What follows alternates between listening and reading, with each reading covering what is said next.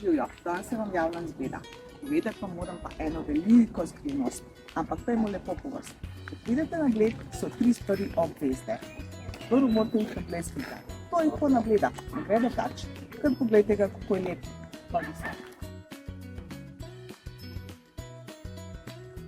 Druga stvar, ki jo morate obvezno na Bledu obiskati, je sigurno Blejski otok.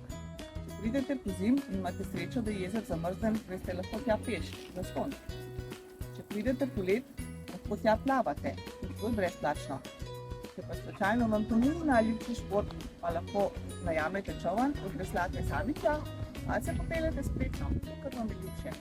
Pa ko boste tam, nikar ne pozabite potegniti za zvonček želja, se vam bo sigurno kaj uresničilo.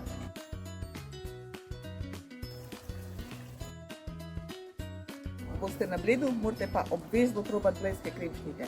In jaz povem, so zelo dobre. Brez tega na Bledu ne gre. Pa nikar mi ne reče, da so predrage. To itak že vsi govorijo. Da pa nav te rekel, ko smo Gorenjci škrt, pa da vse računamo, vam povem eno veliko stvar. Na Bledu lahko dobite nekaj velikega in to popolnoma brezplačno. In to je brezplačno svetovanje z področja nepremičnin, ki vam ga podarja Galeja Nepremičnine. S tem svetovanjem vam lahko rešimo veliko problemov glede vaših nepremičnin. Nakupa, prodaje, dedovanja, kar to imate, vse nas lahko vprašate.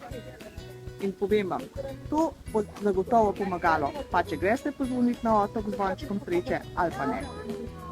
Pokličite nas, tu smo za vas, pridemo kamorkoli.